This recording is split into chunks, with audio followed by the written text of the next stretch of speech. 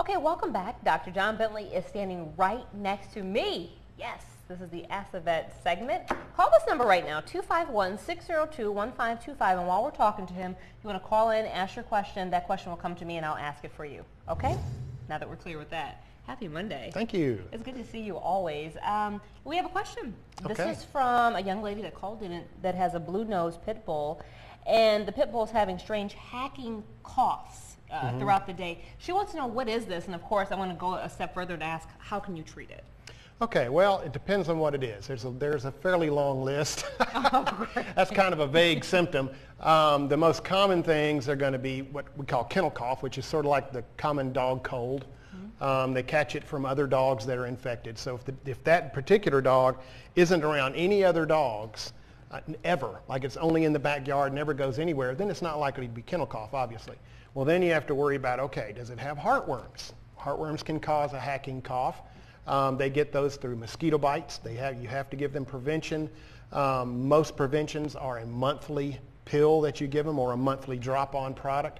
They have to have it every month all year round in Mobile because they get them through mosquitoes. We have mosquitoes all year round. It could be pneumonia.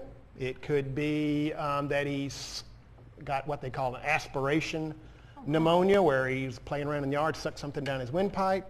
Those are usually, if it doesn't get into the lung but just sort of gets into the windpipe like a person who chokes on their food, that's usually a short-term event, 1 or 2 days if they get really irritated with it. So safe to say you need to call a vet. Yeah, because there's a lot of things. Speaking of which, you come on every Monday. Some people may be new to the area. Tell everybody how long you've been practicing.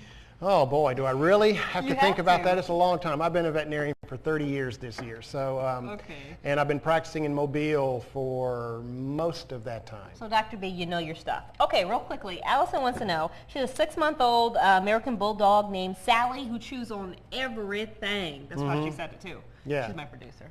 She wants to know. This is serious. Help her. It's tough because that's what puppies do.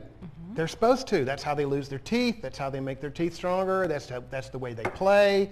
They're orally fixated. That's just dogs. You know, that's the way they are. And so teaching them or training them out of that behavior is very difficult. You have to make them distinguish between toys and non-toys, and that's a little abstract for dogs.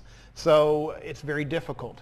It takes constant patience and restrictions of their area so that they aren't allowed around the non-toys until they're reliably trained what's a toy and what isn't. It's very difficult and can be tough. Your only hope is that they'll outgrow it. Most of them do. And there you have it. Up next, we're going to have a look at all our stories we're working on in the day ahead with our Tom Russo. Stay with us.